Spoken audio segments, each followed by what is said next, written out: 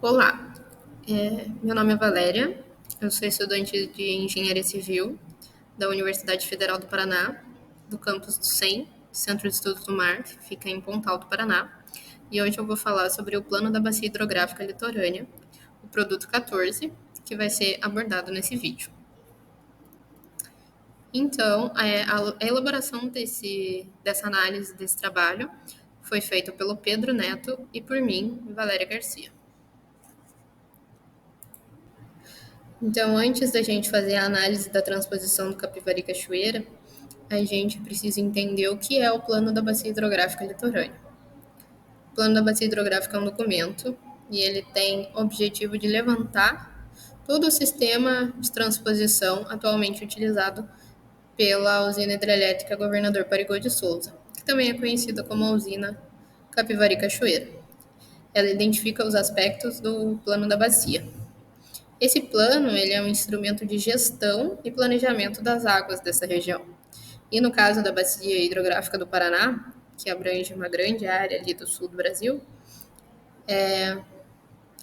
ele tem como objetivo promover o uso sustentável dos recursos hídricos, proteger os ecossistemas aquáticos e garantir o abastecimento de água potável para promover o desenvolvimento econômico da região e mitigar inundações. Agora eu vou falar um pouco sobre a usina. A usina hidrelétrica Governador Pedro Viriato Parigot de Souza, ela também é conhecida como usina Capivari Cachoeira. Ela está em operação desde 1970 pela Companhia Paranaense de Energia, que é a Copel, e ela utiliza parte das águas do rio Capivari, que está localizado no município de Campina Grande do Sul, fica no primeiro planalto do Paraná, e para gerar a energia foi escavada uma caverna na base da Serra do Mar, na bacia litorânea.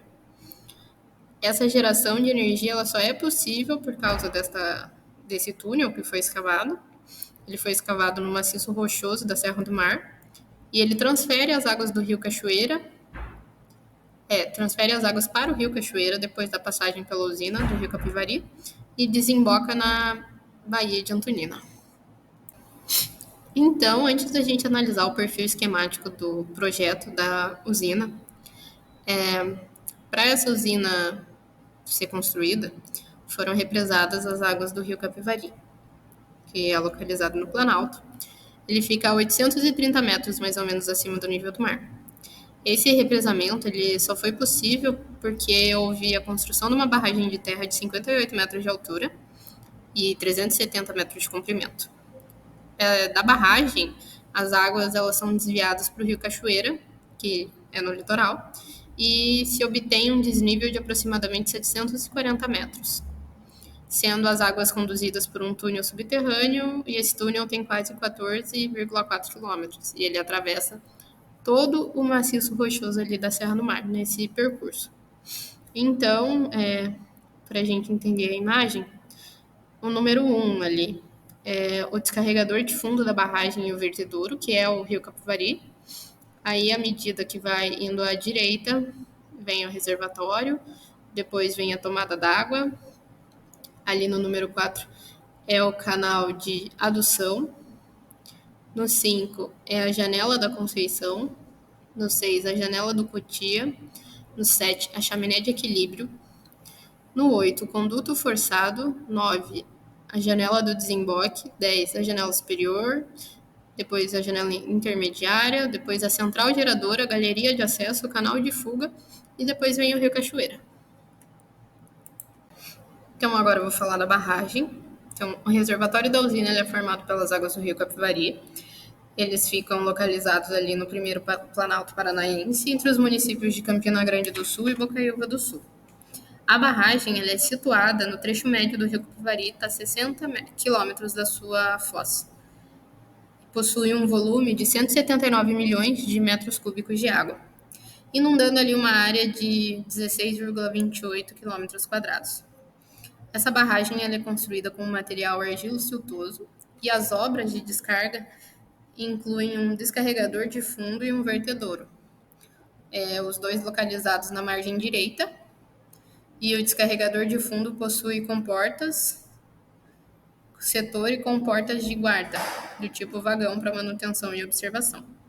O vertedouro possui duas comportas de 10 metros por 8 e descarrega as águas num sistema salto de esqui, diretamente no leito antigo do rio Capivari. A areia coletada do rio Capivari e dos seus afluentes foi usada na base da barragem, enquanto as rochas das escavações do túnel de adução, que localizado a 3 metros do local da barragem, foi utilizadas no enrocamento, tanto a montante quanto a jusante. Então, após passar a água pelas turbinas, essa água ela é conduzida para um canal de fuga com 2.230 metros de comprimento, a maior parte subterrânea, e nos últimos 500 metros é céu aberto até finalmente ser despejada na margem do rio Cachoeira. Então, esse rio nasce na Serra do Mar, em sua vertente litorânea, e deságua na Baía de Antonina, que está ligado no oceano pela Baía de Paranaguá. Aqui a gente tem os dados técnicos fornecidos, logo que a usina foi analisada ali no plano da bacia hidrográfica.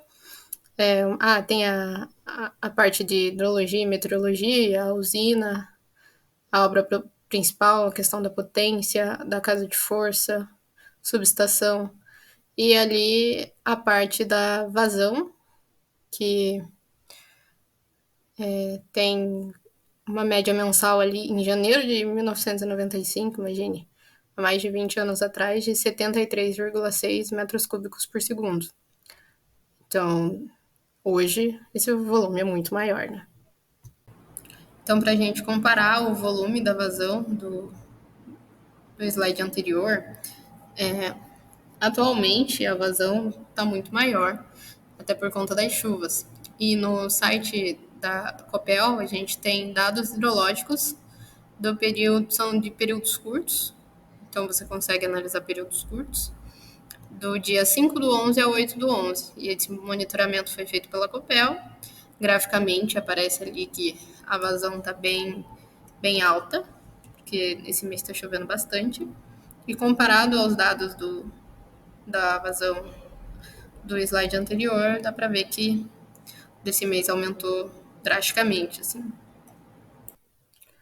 Então, agora falando sobre a hidrografia do local, o rio Capivari, como mostra ali no mapa, ele se localiza bem próximo ao limite da Serra do Mar. A represa de Capivari fica ali no íconezinho da bolinha vermelha. Então, ele nasce junto à Serra de Santana, que fica a noroeste do município de Bocaiúva do Sul, e segue na direção leste, onde no trecho ali ele faz divisa entre Bocaiúva do Sul e Campina Grande do Sul, até a foz dele. Na foz ele se junta no rio Pardinho e forma o rio Pardo, que é a divisa entre o estado do Paraná e o estado de São Paulo. Nesse mapa mostra a localização da barragem, do reservatório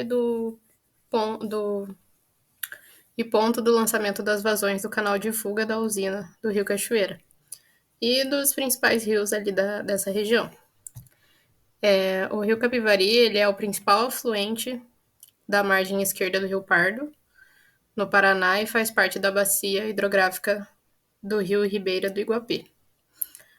Na margem direita do rio Capivari tem rios de alta declividade e corredeiras, enquanto a margem esquerda tem afluentes com menores declividades, mas esses rios eles têm maiores volumes de água. A bacia tem 72 km de comprimento e tem uma área de drenagem de 1.249 km². O rio Capivari tem 153 km de extensão e um desnível total de aproximadamente 680 metros, como eu já falei quando eu comentei sobre a barragem. Os principais afluentes do rio Capivari são o rio Tapera, que é formado pelo rio Marrecas e o Ribeirão da Conceição Santana, e o rio Taquari. Na área da Casa de Força, na planície litorânea, o relevo ele é acidentado nas encostas da Serra do Mar e varia o plano ondulado nas planícies. Nessa região, as precipitações pluviométricas podem atingir cerca de 3.600 milímetros anuais. Então, agora eu vou falar dos impactos do empreendimento da usina sobre a Baía de Paranaguá. Essa Baía de Paranaguá, ela fica ao norte da planície litorânea paranaense e ela é uma área de 601 km². Embora geograficamente ela seja considerada uma baía, oceanograficamente ela é um estuário conhecido como Complexo Estuarino de Paranaguá, que é a sigla CEP. E esse complexo ele recebe o deságua de vários rios, formando estuários menores, como a Baía de Antonina, onde tem os rios Nhundiaquara e Cachoeira, onde esses rios desaguam, né? Então, analisando os impactos da transposição, né, segundo Kalinowski, de 2011, e Sevá Filho, a transposição de água para o rio Cachoeira e o estuário da Baía de Antonina apresenta problemas intrínsecos. A vazão aumentada ela é proveniente da usina, né, e causa desproporção entre as dimensões das obras e das do rio, levando consequências como erosão da margem e alargamento da calha do rio. E os impactos na Baía de Antonina são a descarga da água turbinada próxima ao Baixo Rio e seu estuário, e contribui para o assoreamento progressivo da Baía de Antonina. Isso resulta na formação de bancos de areia e novas ilhas. Isso prejudica o movimento das embarcações que passam ali e diminui a profundidade dos canais ali dessa região. Agora, sobre os impactos da qualidade da água pela obra da usina, né? Então, para avaliar a qualidade da água transferida do rio, ela foi levada para o canal de fuga e depois para o rio Cachoeira.